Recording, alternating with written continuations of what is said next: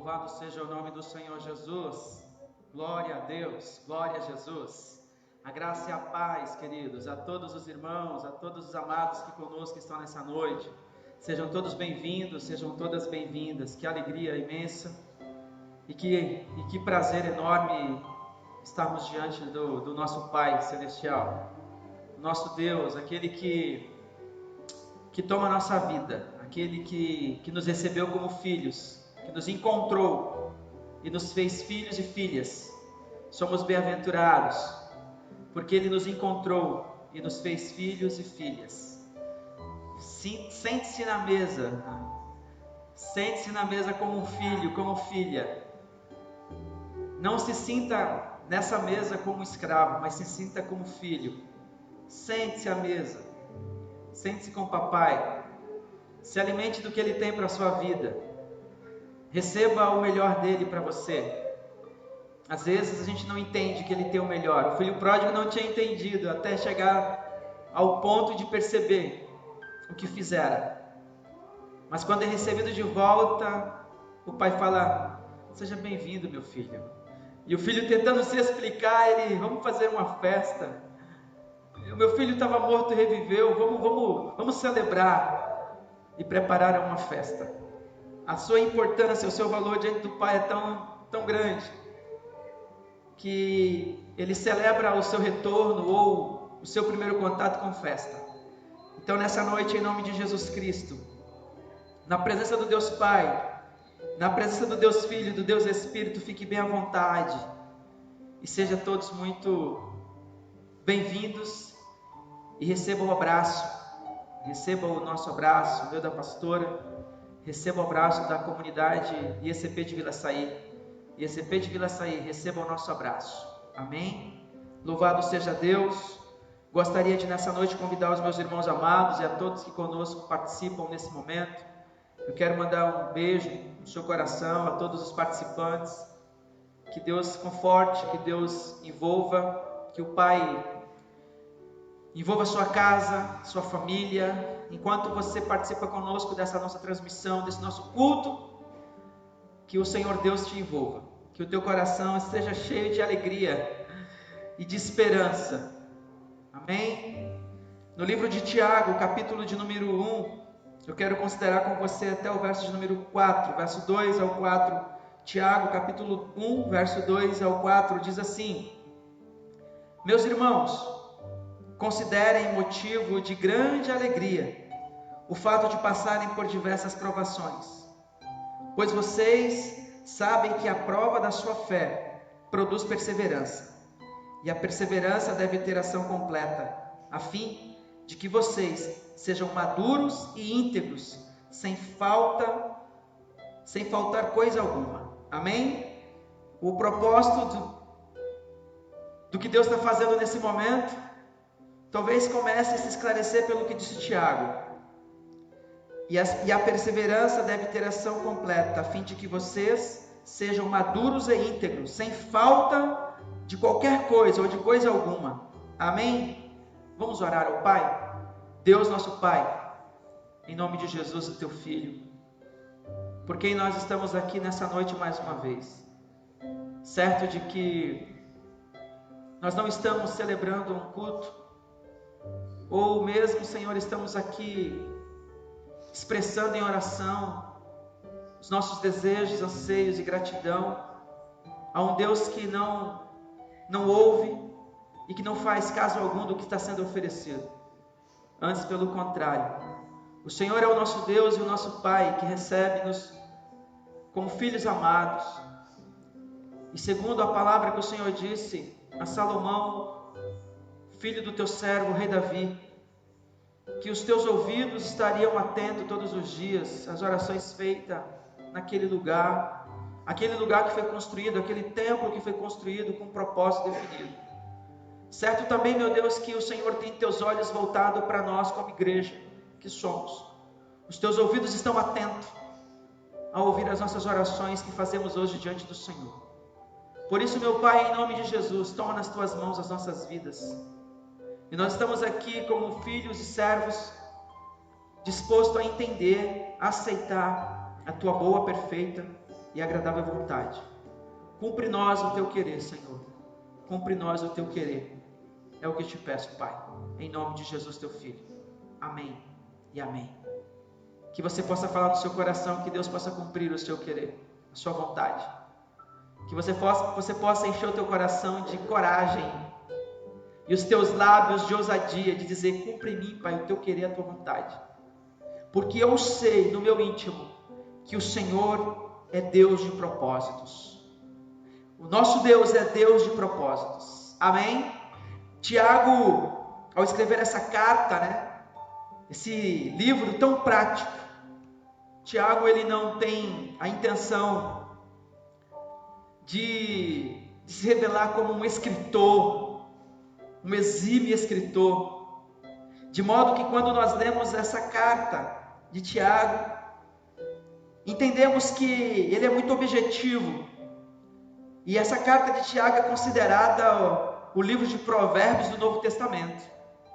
Tamanha é a intensidade e os ensinos, objetivos que Tiago propõe, que é considerado Provérbios do Novo Testamento.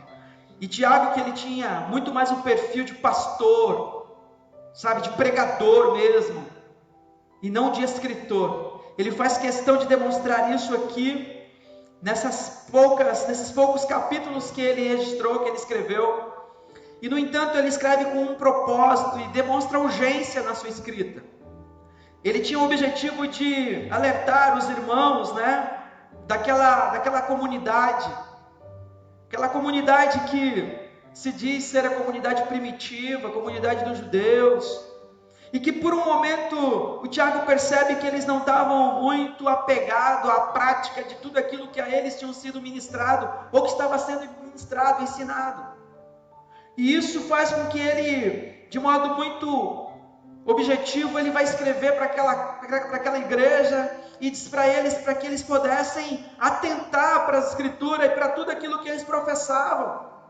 É essa a proposta de Tiago, de trazer ao conceito ou ao despertamento daqueles irmãos a necessidade de sermos praticantes da palavra, muito mais do que apenas ouvintes. E quando eu estava considerando esse texto de Tiago e fiquei atento à ideia de passarmos por crises, porque talvez nós lemos aqui no texto provações, é o que está escrito aqui, nós lemos provações, mas talvez o que se encaixaria mais apropriado para o que nós estamos vivendo no momento, talvez fosse falar de substituir as provações por crise. O que Tiago vem propor é exatamente aquilo que todo o mundo, ou todas as pessoas do mundo têm em mente, ou têm em algum momento um questionamento, o questionamento de que a vida não é um mar de rosas, e porque os sofrimentos, e porque as circunstâncias, elas se desenvolvem, elas chegam, porque o dia mau chega, porque de repente nós temos que passar por tantas situações, poderíamos enumerá-las aqui, e principalmente às vezes os que já têm uma experiência de caminhada de vida cristã, talvez nesse momento em que nós estamos vivendo, esse momento de crise, possam se perguntar assim: poxa, mas por que isso está acontecendo, Deus? Eu sou teu servo, sou tua serva, nós servimos ao Senhor, nós poderíamos estar, e aí vem até o questionamento da questão dos templos abertos, dos cultos sendo realizados para o público, e aquele questionamento: por que nós não podemos, como igreja, estar no templo para prestar o nosso culto? São situações como essa, e dentre tantas outras. Por que doença? Por que ficamos doentes? Talvez enquanto você escuta o que eu estou ministrando, é possível que você esteja acamado, é possível que você esteja passando por uma situação de doença. E a pergunta que logo vem à mente: se Deus é bom estar agindo, por que eu estou doente? Há uma outra pergunta que pode estar vindo nesse momento que você está participando, assistindo: por que então eu perdi o meu emprego? Por que eu estou enfrentando essa dificuldade? Eu posso até ser um pouco mais taxativo em dizer, talvez, por que alguém pode questionar e dizer: por que eu estou enfrentando esse luto? Porque as perguntas que vêm na nossa mente são as muitas, são as diversas, em função talvez de crise, de circunstância, a que venhamos estar enfrentando, e com um outro pensamento, e se nós estamos enfrentando, porque talvez está demorando tanto a passar. Mas quando nós vamos para as Escrituras, e essas perguntas elas pairam em nossa mente, nós vamos ouvir Jesus falando o seguinte: eu lhes disse estas coisas para que em mim vocês tenham paz. Olha que interessante. Nós estamos pensando às vezes que a situação enfrentada, ela só é cabível para nós nesse tempo, mas a história, ela mostra que em todas as circunstâncias, tempos, séculos, gerações, pessoas enfrentaram adversidades. E aí então Jesus fala: eu lhes disse essas coisas para que em mim vocês tenham paz. Eu começo dizendo para você, se tem uma coisa necessária para nós passarmos por qualquer situação, é termos paz. Porque a ausência de paz, ela vai se desencadeando nos desequilíbrios, nas decisões desenfreadas, impensadas. Mas quando a gente tem paz, é como diz a música do hino, do cantor, da harpa, né? Ter paz em meio às tribulações.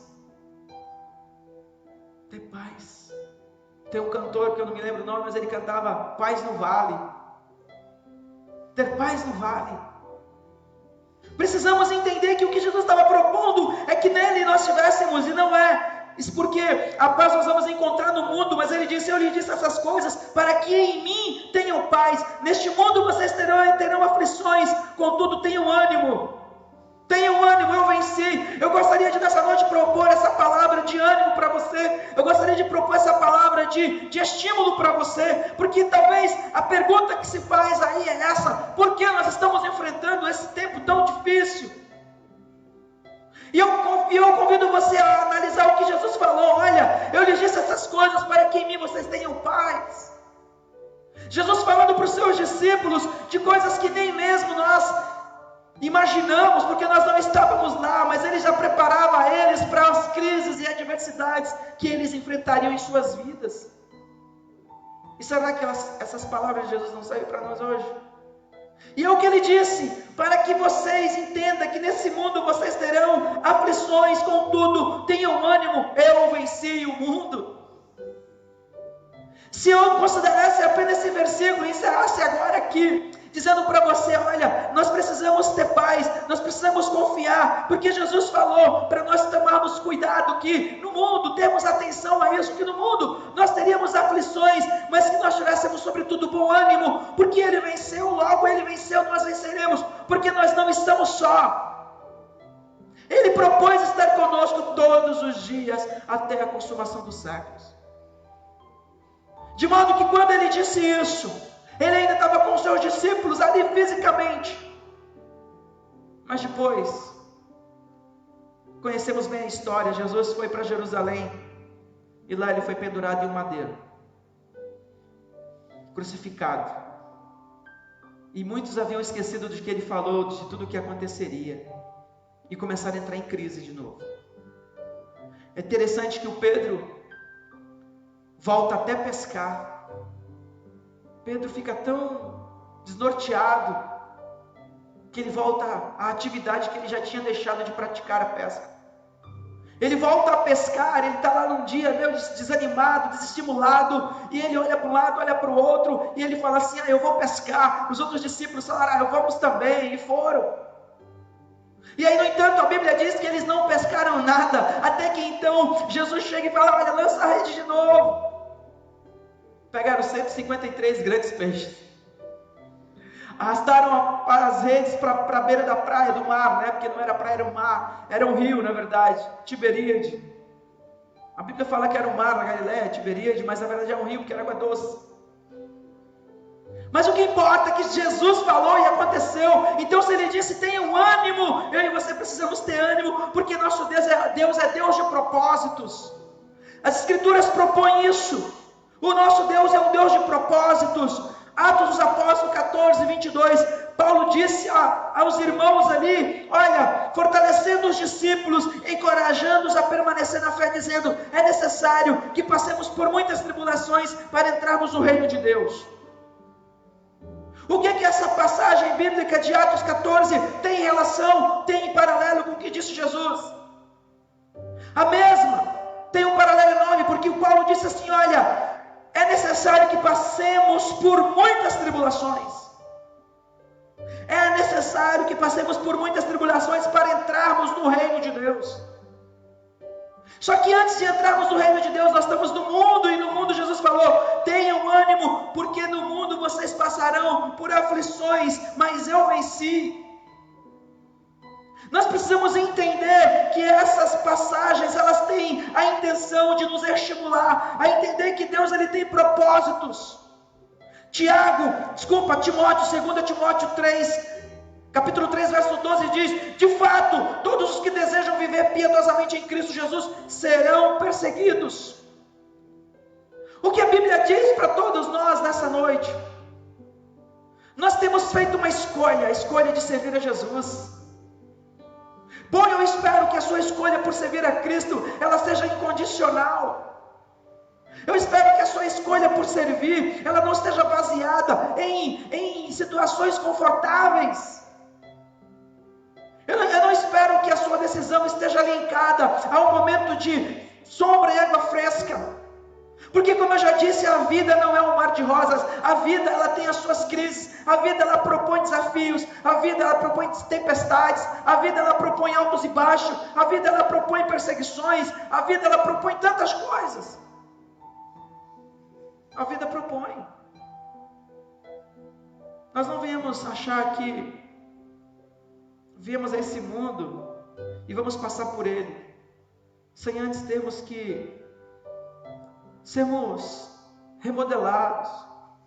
Sabe, queridos, as escrituras, elas vai nos mostrando, e talvez seja isso que nós precisamos nessa noite, pararmos para atentar e entendermos que a palavra de Deus, ela tem propósitos de mostrar que aqui nós viemos e estamos nos envolvendo nesse mundo, assumindo uma série de postura e prática desde a nossa formação, e mostrando que aqui nós somos peregrinos, porque uma vez nós desejamos ter uma vida eterna, nós precisamos aceitar Jesus Cristo como nosso único e suficiente Salvador, e isso é inquestionável. Mas mesmo estando servindo, aceitando Cristo como Salvador, nós estamos nesse mundo de passagem, somos peregrinos, e enquanto aqui nós estivermos, nós estaremos sendo moldados por Deus. Ele estará arrancando de sobre nós tantas coisas, tantos maus hábitos, tantas práticas, tantos pensamentos. Ele estará trabalhando no nosso caráter, Ele estará trabalhando nos nossos sentimentos. Eu gostaria de nessa noite até trazer a você aqui uma consideração baseada na palavra que Tiago considerou aqui no capítulo 1. Ele disse que nós precisamos considerar motivo de grande alegria o fato de passarmos por diversas provações. E levando em conta o que disse Jesus, que no mundo nós teríamos aflição, mas ele disse, tenham bom ânimo, porque eu venci. Levando em conta o que disse Paulo, o apóstolo, que é necessário passarmos por muitas tribulações para entrarmos no reino de Deus. Levando em conta o que disse Timóteo, que de fato todos os que desejam viver piedosamente em Cristo Jesus serão perseguidos.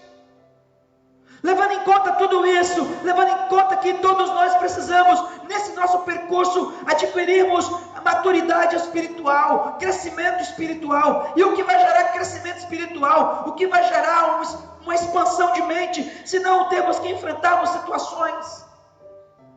O que vai gerar em nós uma fé ativa, uma fé proativa, uma fé crescente, se nós estivermos sentados, acomodados, esperando as coisas acontecerem? Mas não tem como nós esperarmos as coisas acontecer, porque elas acontecem também aqui, dentro de nós e ao nosso entorno, em nossas vidas diretamente. Não tem como nós escolhermos um lugar e ficarmos presos nele, achando que lá nós vamos estar livres de tudo, de todos, e logo não vamos ser afetados ou atingidos. Na nossa cabeça às vezes passa esse pensamento. O salmista falou: quem me dera ter asas para voar, para longe dessa situação. Outros em situações diversas escolheram correr, fugir, caverna. Muitas escolhas, mas a verdade é que não existe possibilidade de nós fugirmos das realidades que o mundo propõe, que a vida, que a circunstância, mas sobretudo o propósito de Deus. Porque quando paramos para analisar todas as questões que envolvem a necessidade de crescimento, esse crescimento, essa expansão, essa maturidade, ela está linkada a situações, a noites de choro, a dias de enfrentamento de tempestades. Porque não é à toa que o salmista disse que o choro ele pode persistir por uma noite, mas de manhã irrompe em alegria. É natural que às vezes as noites elas se prolongam um pouco mais, mas elas existem e elas são reais. Mas depois de uma noite de situação, como disse o salmista, de choro, logo pela manhã a alegria vai vir, ela vai chegar. E por que ela vai chegar? Porque a Escritura diz que todas as coisas cooperam para o bem daqueles que amam a Deus. A verdade é que ninguém que enfrenta uma tempestade, ninguém que enfrenta uma crise, não vai depois desfrutar da bonança, porque também ninguém tem condições de aguentar um sofrimento por toda a vida. O sofrimento pode durar uma noite, o sofrimento pode durar um percurso, o sofrimento pode durar alguns quilômetros, alguns dias, meses, mas a verdade é que logo vai chegar a alegria, porque ninguém suporta viver o sofrimento a vida inteira. E eu começo dizendo nessa noite, ou insisto em dizer, que talvez você esteja vivendo um momento de sofrimento, mas esse sofrimento vai acabar, vai chegar ao fim. Mas o mais importante, enquanto essa situação não passa, é nós fazermos a pergunta, procurarmos entender qual é o propósito de Deus nisso. O porquê desse momento na sua vida. Porque de repente nós passamos a olhar para as crises, olhar para as circunstâncias, desejando apenas que elas passem, mas não paramos para pensar, e qual é o propósito de Deus nisso? Qual é o propósito de Deus nessa situação? Qual é o propósito de Deus nesse momento que eu estou vivendo? Talvez Deus esteja perguntando para nós essa noite, como que nós estamos encarando esse tempo de isolamento social? O que nós estamos extraindo de aprendizado? Há poucos dias eu dizia que algumas pessoas precisam atentar melhor para esse momento como sendo um momento oportuno para descobrir valores que talvez não tinham. Família. Nesse tempo em que você tem muito mais estado reunido com as pessoas que moram no mesmo teto, e que talvez em um outro momento parecia ser insuportável essa convivência, e por tantas e tantas vezes situações de crises e brigas e discussões, mas esse tempo tem se tornado um tempo de paz, um tempo de tolerância, um tempo em que você tem aprendido a ser um instrumento de servidão nesse ambiente, servindo um ao outro.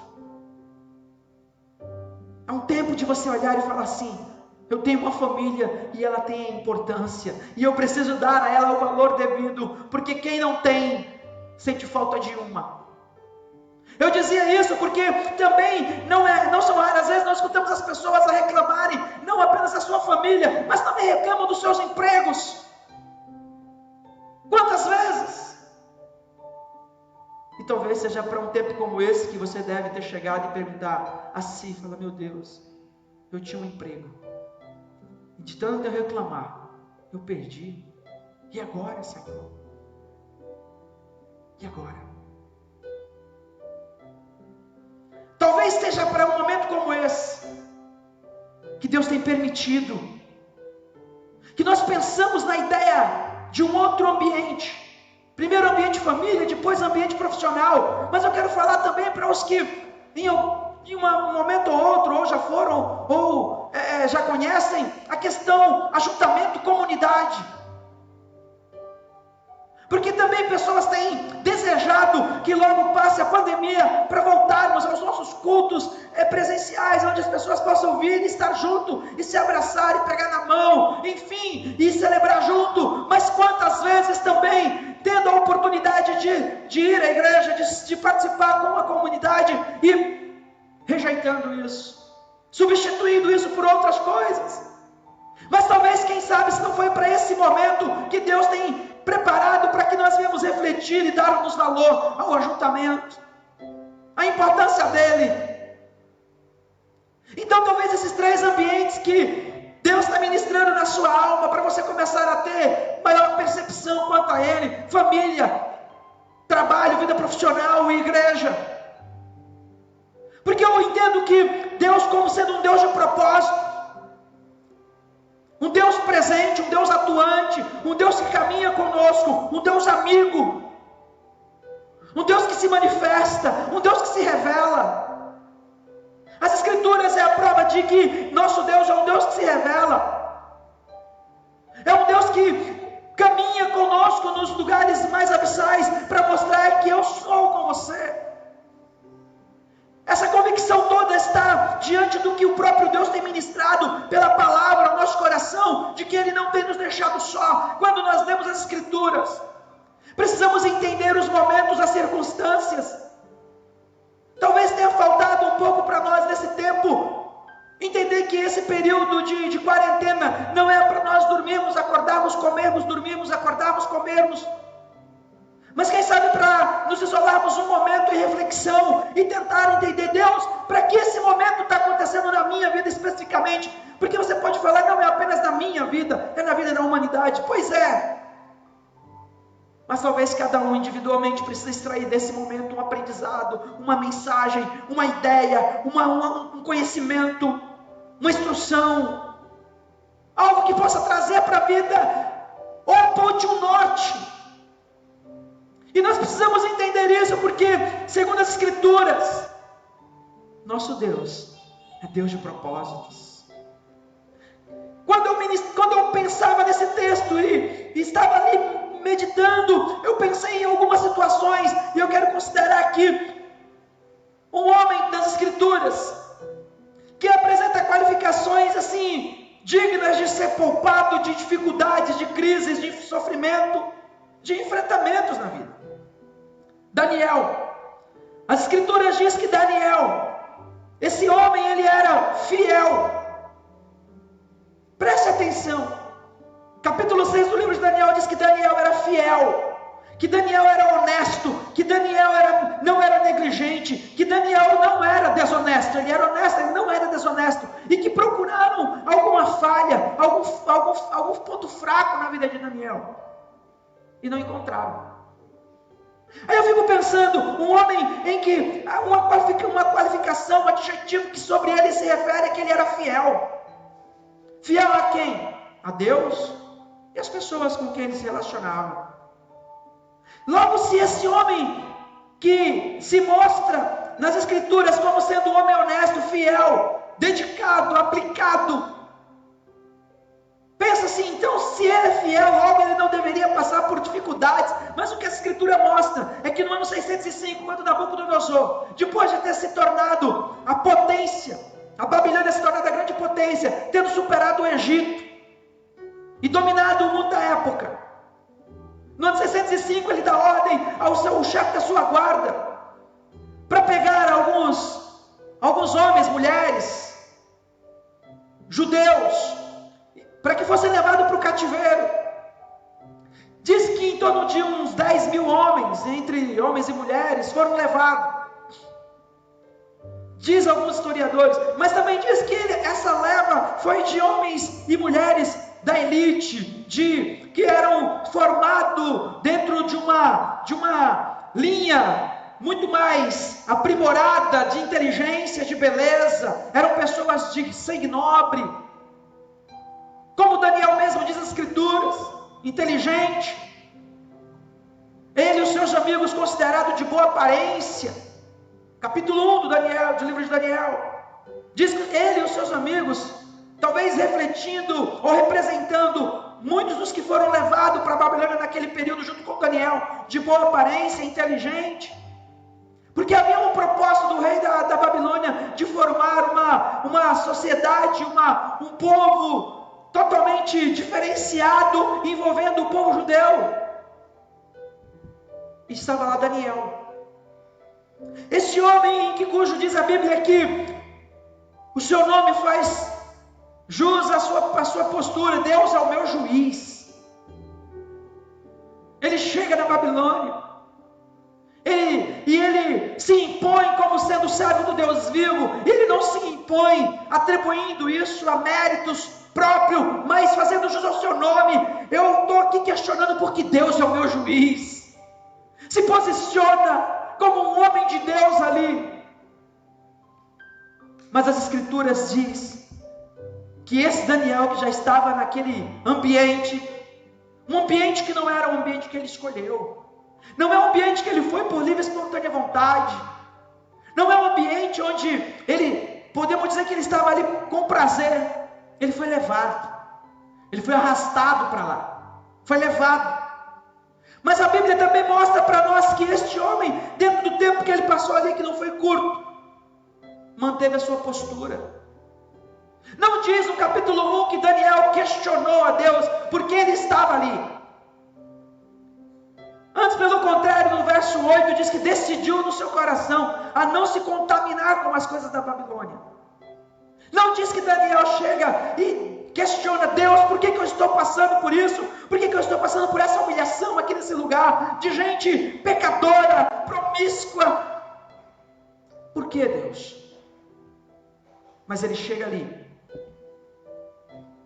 com a intenção de descobrir por que aquele momento estava acontecendo na sua vida. Essa é a diferença. E eu comecei a entender que o Daniel estava ali exatamente porque ele percebeu que aquele lugar era ausente, era carente da presença divina. Aquele lugar era um lugar onde Deus não era reconhecido como Deus, o Deus Todo-Poderoso. Aquelas pessoas adoravam deuses, e enquanto esses deuses, elas ofereciam os seus manjares, elas ofereciam as suas ofertas, porque elas criam num Deus, o Deus da fertilidade, o Deus mudo, mas no seu pensamento era o único verdadeiro. Mas as Escrituras declaram que Daniel, ao chegar ali, ele procura naquele tempo entender: o que tu queres comigo aqui, Senhor? Qual é o teu propósito comigo aqui?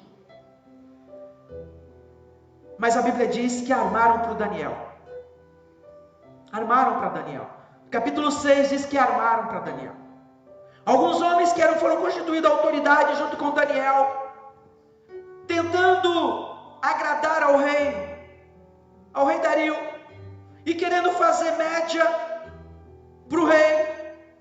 Propõe para o rei de que durante um período de 30 dias, nenhum homem daquele povo, nenhum cidadão daquele povo poderia adorar, se prostrar diante de outra divindade que não fosse o rei, porque os reis eram considerados divindade também.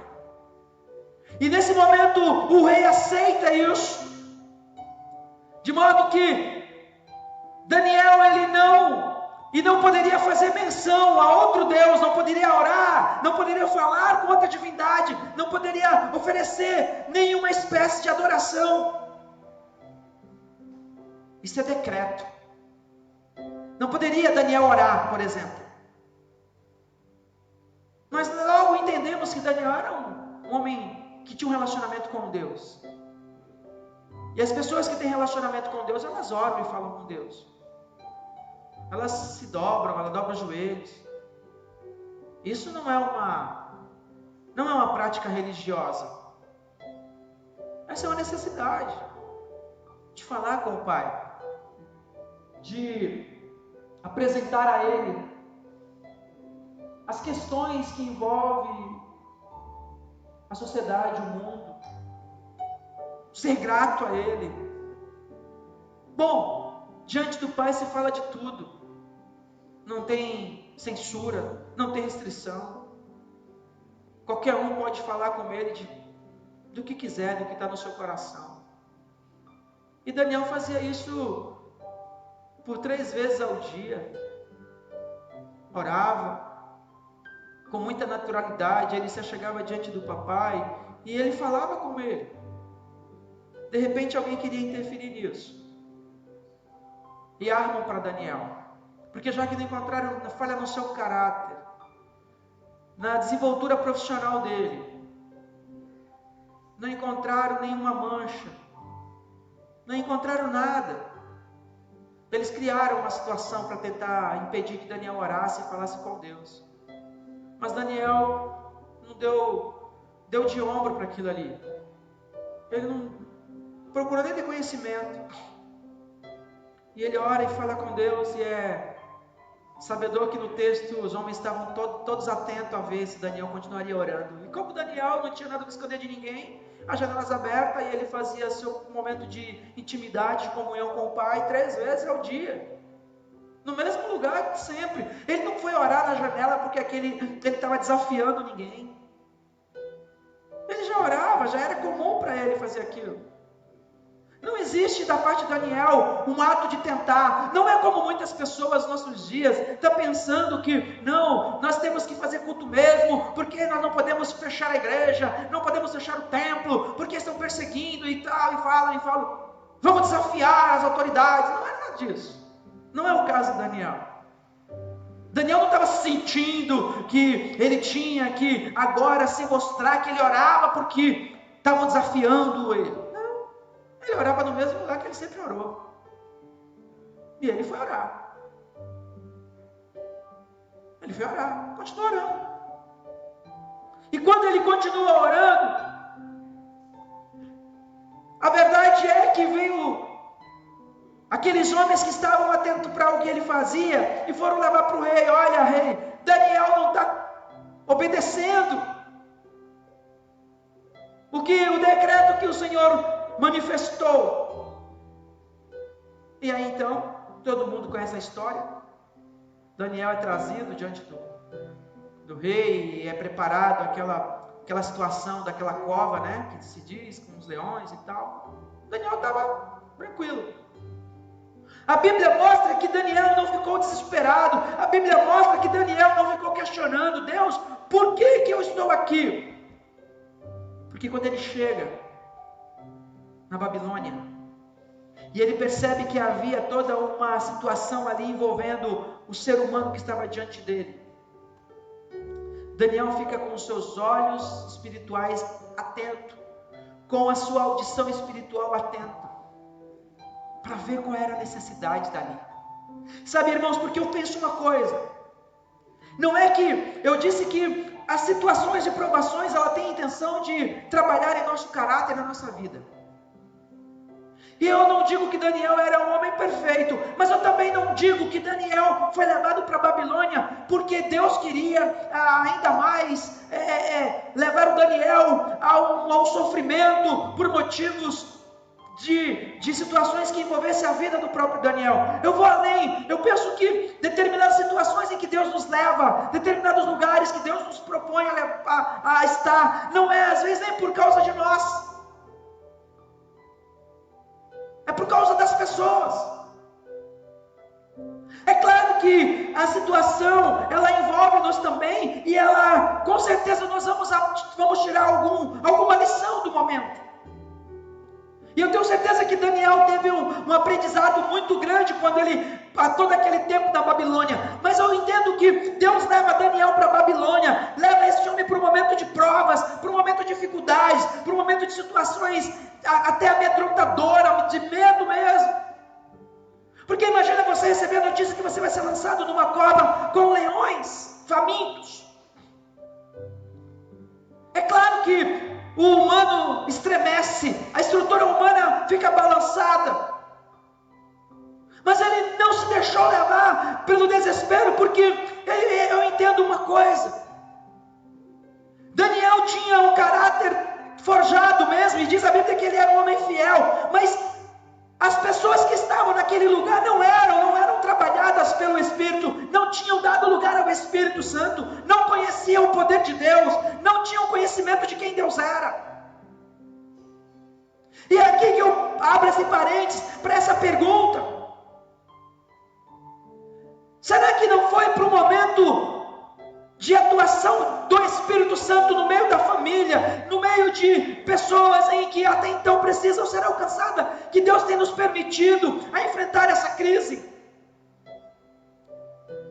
Porque o Daniel na Babilônia, é natural que ele foi um divisor de águas. A Babilônia antes de Daniel era uma coisa, a Babilônia depois de Daniel se tornou outra. Ele foi para a cova, e nós conhecemos muito bem o capítulo de Daniel 6 que diz, foi para a cova, foi lançado ali, e ele mesmo não sentiu nenhuma situação diferente no seu humor, no seu temperamento. Ele foi de modo tão tranquilo.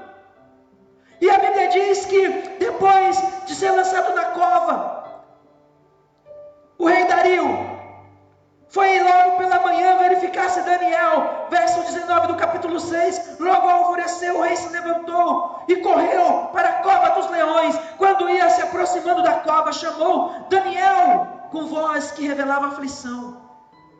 O rei não jogou Daniel ali por prazer, porque ele tinha feito um decreto e ele não poderia voltar atrás. Mas ele diz a Bíblia que ele pela manhã, aflito, ele grita, Daniel, servo do Deus vivo, será que o seu Deus, a quem você serve continuamente, pôde livrá-lo dos leões? Já era sabedor naquele lugar que Daniel servia a Deus continuamente. Já era sabedor naquele lugar que Daniel tinha um único Deus a quem ele adorava. Mas talvez precisasse de algo mais, e foi esse algo mais que Deus propôs, porque quando Daniel é lançado na cova, e diz as escrituras no verso 21 do capítulo 6, Daniel respondeu, ó rei, vive para sempre. No verso 22, o meu Deus enviou o anjo que fechou a boca dos leões, eles não me fizeram mal algum, pois fui considerado inocente à vista de Deus, também contra ti não cometi mal algum, ó rei. Se até aquele momento, tudo que tinha acontecido na Babilônia, através de Sadraque, Mesaque e Abednego, ainda não tinha gerado toda a transformação que a Babilônia precisava, ou parte dela, porque não vamos dizer que toda a Babilônia. Aqui, um outro ocorrido pode gerar ainda muito maior, fortalecer muito mais a percepção das pessoas de quem Deus é. Porque quando o rei pergunta, Daniel responde, ó meu rei, de fato o meu Deus, a quem sirvo, e quem em mim não achou dolo, porque não cometi dolo algum, ele fechou a boca dos leões, de modo que diz o texto, Daniel não tinha nenhum ferimento.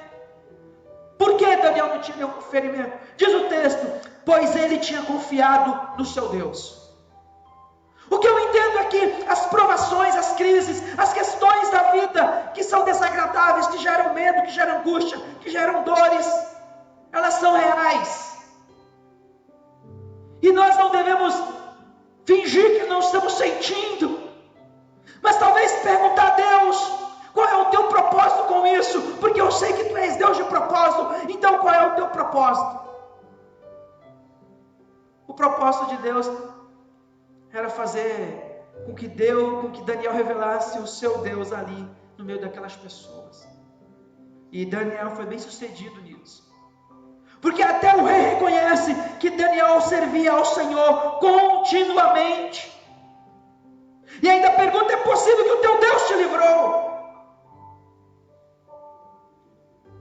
E Daniel falou, o meu Deus me livrou sim. Ele enviou seus anjos e fechou a boca dos leões. E eu quero que você entenda para que propósito você está vivendo esse momento. Para que propósito? Porque na vida de Daniel, Deus talvez não tivesse muito o que fazer. Porque Daniel era alguém que já tinha se rendido e aceitado Deus e o Senhor trabalhar em sua vida. Mas e aquelas pessoas que estavam ao seu redor, na Babilônia? Será que tinham coisas a serem feitas às suas vidas, a serem arrancadas, situações a serem transformadas? Possivelmente, e é para isso que Daniel estava lá, porque Deus é Deus de propósito. Qual era o propósito de Deus em Daniel na Babilônia? Transformar, salvar, converter, se revelar àquelas pessoas, fazer com que elas conhecessem o único e verdadeiro Deus. Ah, mas então, por que Deus não livrou Daniel da Babilônia? Deus não livrou Daniel da Babilônia, porque ele tinha propósito com Daniel na Babilônia. Mas Deus livrou Daniel da boca dos leões, porque não era propósito de Deus de que Daniel morresse naquele momento. A Escritura mostra de um outro homem. Capítulo 9 do livro de Atos fala de Saulo de Tarso. Um homem a quem Deus conhecia muito bem pelo seu ímpeto de realizações maldosas. Exatamente, ou principalmente com o povo que se converteu, os povos cristãos, aqueles que se converteram a Cristo. De maneira que no capítulo 9 mesmo, Paulo está indo às regiões onde haviam cristãos que estavam servindo para que pudessem serem presos e possivelmente mortos, como foi Estevão. Mas a Bíblia diz que nesse capítulo 9 do livro de Atos, Paulo tem uma experiência com Deus. E nessa experiência com Deus, eu acredito, e fica muito claro que Deus é Deus de tantos propósitos mesmo, que quando no capítulo 9 do livro de Atos, um servo do Senhor chamado Ananias, ele vai questionar a Deus, dizendo: Senhor, eu tenho escutado muitas coisas acerca deste homem, a quem tu estás falando, para que eu vá encontrá-lo. Este homem aqui tem perseguido a igreja. Capítulo 9, versículo 13, diz Ananias: Senhor, tenho ouvido muitas coisas a respeito desse homem, e do modo que ele tem feito aos teus servos em Jerusalém. Ele chegou aqui com autorização dos chefes dos sacerdotes para prender todos os que invocam o teu nome. Aí Ananias talvez esperasse que Deus falasse assim: sabe, Ananias, você tem razão. Esse camarada ele é perigoso. Ele aprontou muito. Verdade, esquece o que eu estou falando. Mas aí vem ao contrário disso, quando Ananias espera uma resposta, talvez que se encaixasse nas suas considerações, o Senhor fala, verso 15: mas o Senhor disse a Ananias: vá, este homem é meu instrumento escolhido para levar o meu nome perante os gentios e os seus reis, e perante o povo de Israel. Bom, talvez parasse por aqui já seria o suficiente, mas Deus continua. E esse versículo 16 se tornou chave para esse entendimento. No versículo 16 Deus fala: mostrarei a ele o quanto deve sofrer pelo meu nome. Sabe por que eu escolhi falar de Daniel e escolhi falar de Paulo, dentre tantos outros personagens que Deus tinha com eles propósito em determinadas circunstâncias? Porque Daniel demonstra um caráter definido e resolvido. Ele chega na Babilônia e ele não tem que passar por um processo a entender que Deus era o único Deus verdadeiro. Ele não tem que passar por sofrimentos para ele mesmo admitir: agora eu sei que tu és o único. Não! Daniel chega na Babilônia tratado, resolvido. Daniel chega na Babilônia para ser luz no meio das trevas. Daniel chega na Babilônia para sofrer, para edificar as pessoas que ali estavam. Ele não chega na Babilônia para ele passar pelo sofrimento e ele ser tratado.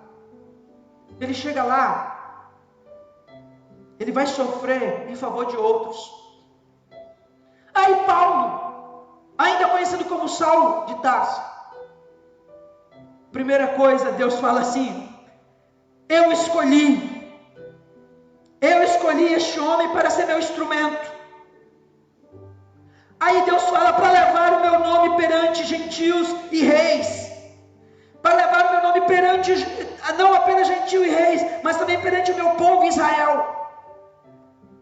Aí eu vejo que a obra de Deus na vida de Paulo ela é dupla. O momento que Paulo estava vivendo, ele tinha finalidades duplas. Primeiro, Deus queria tratar, ou melhor, usar Paulo para alcançar pessoas. Porque as Escrituras mostram exatamente isso. Nesse capítulo de número 9, Paulo está sendo encontrado, está sendo achado por Deus. Mas a Bíblia mostra que Paulo começa a se envolver depois desse momento aqui. Ele é encontrado por Ananias. Ananias ora por ele, a escama dos olhos cai e ele vai sendo trabalhado pelos outros discípulos. Daqui a pouco Paulo já está pregando em Jerusalém. Só que a Bíblia também mostra que Posteriormente, Paulo começa a enfrentar a segunda fala de Jesus nessa estrada de Damasco, quando ele fala: mas o Senhor falou assim: mostrarei a ele o quanto deve sofrer pelo meu nome. E quando Paulo começa a pregar, e ele, no capítulo 16, ele chega na cidade de Filipos junto com Silas. E quando ele chega na cidade de Filipos, a Bíblia diz que ele vai pregar. E logo ali, ele desce para um lugar de oração, e algumas pessoas se juntam, e dentre algumas pessoas, algumas mulheres, e no meio das mulheres que estão ouvindo, tem uma mulher chamada Lídia, que era vendedora de púrpura. Lídia ouve a palavra, recebe a palavra no seu coração. Lídia se converte, aceita o Senhor. Lídia é a sua casa. Se converte aquela mulher. Naquela região vai surgir uma igreja.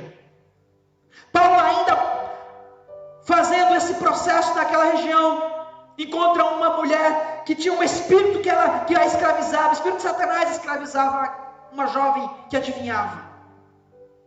Todo dia, quando Paulo se dirigia, passava por ali, ele ia orar e tal, aquele espírito manifesta na vida daquela jovem, falava: eis aí, homem de Deus, eis aí, ficava falando. E Paulo foi ouvindo aquilo e identificou que ali tinha um espírito maligno. Satanás prendia aquela mulher. Os homens daquela cidade, eles usavam aquela mulher para poder adivinhar e para poder ganhar dinheiro com o que ela fazia. Ela produzia lucros para algumas pessoas ali. Usava o demônio que estava na vida dela para adivinhar sobre a vida das pessoas e tinha lucros. Paulo expulsa o demônio daquela jovem. Ela fica liberta. O que acontece então? Um alvoroço enorme na cidade. Paulo e Silas é preso. Aí eu fiquei pensando agora, o camarada que o Senhor fala que vai usá-lo. E estava usando, mas de repente na cabeça ele poderia pensar: o Senhor falou que ia me usar e que ia ser comigo. Como que está acontecendo isso? Uma hora eu estou sendo esbofeteado, outra hora estão me levando preso, outra hora querem me matar. Porque aqui no capítulo 16 ele estava preso. E preso, levou muita chibatada. Paulo e Silas apanharam muito. Levaram ele para o fundo da cadeia, lá do cárcere, colocaram seguranças. E o chicote comeu no lombo. Aí eu pergunto: qual é a lógica de um homem, de qualquer ser humano, em face de uma circunstância de sofrimento, de dor como essa? Era questionar a Deus, dizer: Senhor, por que eu estou aqui? Mas ao contrário disso, Paulo está cantando. Mãos amarradas, pés amarrados. Ele e Silas no cárcere. No capítulo 6, no verso 25. No período, já ia por volta de meia-noite, diz o texto. Eles estão cantando. Cantando. Os alicerces daquela prisão se abalam, as cadeias se quebram. E viram um fuzuê naquele ambiente. De repente, o carcereiro entende que quando as prisões se abrem, as pessoas estão fugindo. Ele se assusta, pega a espada e fica apavorado, sem saber como resolver aquela situação. E logo ele pensa: vão me matar do mesmo jeito, porque os homens estão fugindo. Pega a espada, direciona para se matar. Paulo percebe, grita de lá: não faça tal coisa. Não fugimos, estamos aqui. Aquele carcereiro leva Paulo para casa, todo ensanguentado, todo machucado. Chega na casa do carcereiro. O carcereiro e a família trata de Paulo e de Silas. Paulo ainda ali naquela casa fala de Jesus, continua falando de Jesus. Porque lá no versículo 25, quando ele está cantando, acontece o terremoto, que o homem tenta se matar e Paulo grita, e ele crê na palavra que Paulo já prega ali, e por isso foi para casa, lá na casa desse carcereiro. Não só o carcereiro creu, mas toda a sua casa se converteu. Toda a casa do carcereiro. Lídia se converte. Uma moça presa por Satanás é liberta. O carcereiro se converte toda a sua casa, a Lídia também, a casa dela se converte, os familiares. Quantas coisas acontecem só num período.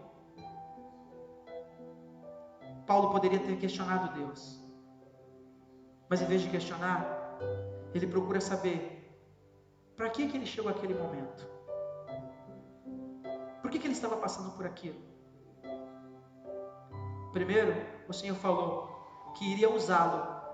Lembra? Este é o meu escolhido. Versículo de número 15. Vá, este homem é meu instrumento escolhido.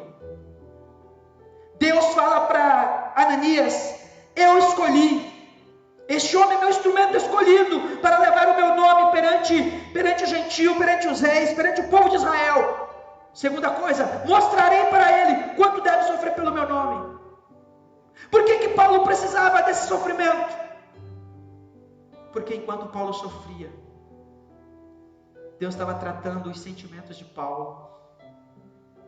O Paulo arrogante, austero, detentor da lei, todo pomposo, todo orgulhoso, estava sendo moído e sendo transformado em um outro homem.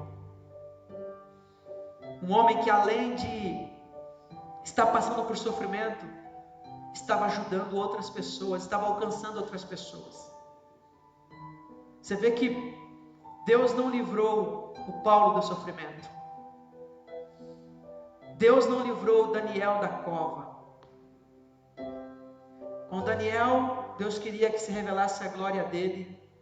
Deus, lá na Babilônia, Daniel foi poupado dos leões, sem nenhum ferimento. Paulo não, Paulo estava cheio de ferimentos. Deus não poupou Paulo dos açoites. Sabe o que eu aprendo? Que Deus nos trata como indivíduo. Cada um precisa do tratamento que necessita de fato. Porém, como disse o próprio Paulo, todas as coisas cooperam para o bem daqueles que amam a Deus. Daniel não escolheu estar na Babilônia, mas quando lá, não hesitou em ser instrumento de Deus para glorificar o nome dele. Paulo não escolheu estar no cárcere, mas quando Deus o alcançou e começou a usar a sua vida, ele também não questiona o fato dele estar no cárcere, estar num navio que está naufragando, está numa ilha, está sendo açoitado, porque ele mesmo disse: importa que diante de muitas tribulações nós entremos no reino de Deus. Enquanto Deus estava usando a vida de Paulo para alcançar pessoas, salvar vidas, libertar vidas, Deus também estava libertando e salvando Paulo. Toda arrogância caindo por terra, todo orgulho, toda austeridade, todo conceito de superpotência, de autoconfiança, de orgulho, estava sendo quebrado. Duas figuras que representam muito bem que Deus é Deus de propósitos. Quer na Babilônia, quer na Ásia, quer em qualquer lugar, Deus ele vai usar homens, seres humanos. Deus usa seres humanos. Nessa noite você deveria parar e pensar assim: Deus, para que eu estou vivendo esse momento? Com qual propósito? Me faz enxergar. Me faz enxergar porque eu estou vivendo esse momento. Tiago capítulo 1, o verso 12 diz: feliz é o homem que persevera na provação, porque depois de aprovado, receberá a coroa da vida que Deus lhe prometeu aos que o amam. Na Grécia Antiga, os competidores eles eram coroados com a coroa de folhas. Depois de vencer uma competição, de ser tido como vitorioso, eles eram coroados com a coroa de folha. Não apenas os competidores, mas até os militares, depois de guerrearem guerras legitimamente, tal como disse Paulo Timóteo, eles recebiam uma coroa de folhas. Sabe o que Deus está ministrando? Nesse processo em que Ele tem os seus propósitos comigo e com a sua vida, e que talvez nós não estamos entendendo qual é o propósito dEle conosco nesse momento. E se você não entendeu ainda o propósito de Deus nesse momento, eu convido você nesses dias que se seguem, clamar, pedir, implorar: Deus, me dá entendimento. O que o Senhor quer me ensinar? O que o Senhor quer aprimorar na minha vida? Ou em que área o Senhor quer me usar para com os outros? Para com outras pessoas? Porque não entendo que foi à toa que o Senhor me trouxe a esse momento. No livro de Esther, no capítulo 4, no verso 14, depois de todo o processo que envolve Esther e o rei Assuero, e a Bíblia mostra que Mardoqueu fala para Esther: quem sabe se não foi para esse momento, ou para um momento como este, que você chegou à posição de rainha. Quando Mardoqueu fala: olha, se você se eximir da responsabilidade de fazer alguma coisa, Deus vai levantar outra ajuda. Mas quem sabe se não foi para um momento como esse que Deus te fez rainha? Quem sabe se não foi para um momento como esse que Deus está te alcançando aí? Quem sabe se não foi para um momento como esse que Deus está falando ao teu coração? Para te usar como usou Daniel na Babilônia, para usar a sua vida como usou Paulo durante todos os seus 30 anos. Usou Paulo para alcançar as pessoas, porque quanto mais Paulo sofria em função dos açoites, dos naufrágios, das questões, de perseguições que ele vivia, mais vidas ele alcançava, mais igreja ele fundava. E quanto mais ele realizava isso, mais Satanás perdia a sua força, mais o reino de Deus era propagado, e mais o Paulo era tratado. Porque ele vai chegando uma fase da vida que ele fala: eu sei que o Senhor me alcançou para esse propósito, e eu tenho alegria nisso. De modo que ele chega a um ponto de dizer que o prazer dele era ir para o Pai, era ir para a glória, mas ele entendia que era mais conveniente que ele permanecesse por um tempo ainda ali. Ele fala isso para os filipenses: fala, eu considero conveniente estar aqui para ajudá-los, para estimulá-los. Você vê que Paulo se torna um homem que ele não pensa apenas em si, mas ele pensa nas pessoas. Então esse é o trabalhar de Deus. Na vida de uns, Deus vai trabalhar mediante o sofrimento, não porque necessariamente ele ou ela tenha muita coisa a ser trabalhado. Talvez aprenda-se sim, porque em toda circunstância nós vamos aprender alguma coisa. Mas como Daniel na Babilônia, muito mais o sofrimento de Daniel produziu vida na vida dos outros. Já na vida de Paulo, Deus queria trabalhar tanto nele, como através dele.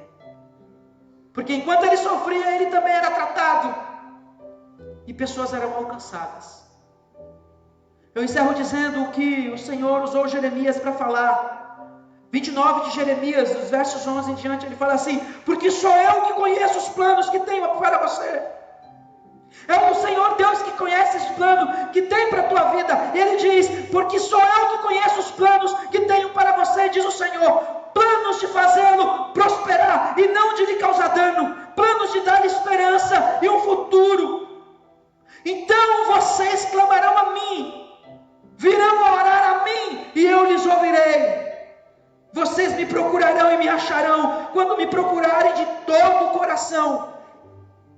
E eu me deixarei ser encontrado por vocês, declara o Senhor.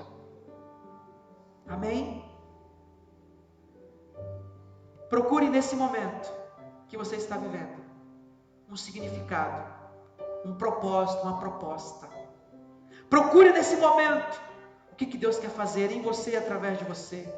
Procure entender para qual é o propósito de Deus para a tua vida. Para que, como disse Tiago, que bem-aventurado é o homem, feliz é o homem que supera as provas, porque depois ele recebe uma coroa. Quem sabe o Senhor está tecendo essa coroa quando você superar essa situação de provação. Mas também, quem sabe, foi para um momento como esse que Deus te alcançou e tem te alcançado, para que quando passar essa crise, você se torne um instrumento, ou dentro desse processo já tendo se tornado, estando se tornando um instrumento do qual Deus quer usar, seja na Babilônia, seja nos muitos lugares, porque Deus é Deus de propósito. E com certeza, o propósito dele é com você, porque é Ele que sabe quais são os planos que Ele tem ao vosso respeito, ao teu respeito. Talvez aí você possa falar assim: mas Deus não tem projeto nenhum com a minha vida.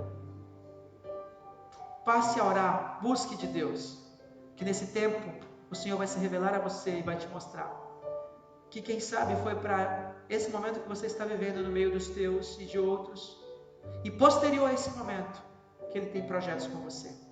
Amém? Porque Deus é Deus de propósito. Ele não faz as coisas sem nenhum propósito. E eu creio que nós não escolhemos sofrer. Mas quando nós estamos em Deus, o nosso sofrimento ele pode durar uma noite, mas a alegria vem pela manhã. Ele disse: no mundo vocês terão aflições, tem de bom ânimo. Eu encerro com o que Jesus falou: tem de bom ânimo, porque Deus é Deus de propósito. Ele venceu o mundo, nós também vamos vencer. Tenha paz, amém? Que Deus abençoe a sua casa, que Deus abençoe a sua família, que o Espírito Santo te envolva com toda essa palavra de confiança, de estímulo. Substitua hoje as palavras de murmurações e comece a prestar atenção para que esse momento está acontecendo na sua vida. Qual é o propósito de Deus? Em nome de Jesus. Fique com Deus, uma ótima semana. Que o Senhor te guarde, guarde a tua casa. Que o Espírito Santo seja com você e te encha de alegria. Em nome de Jesus. Um forte abraço, um beijo no seu coração e até a próxima. Em nome de Jesus. Porque se Deus é por nós, quem será contra nós?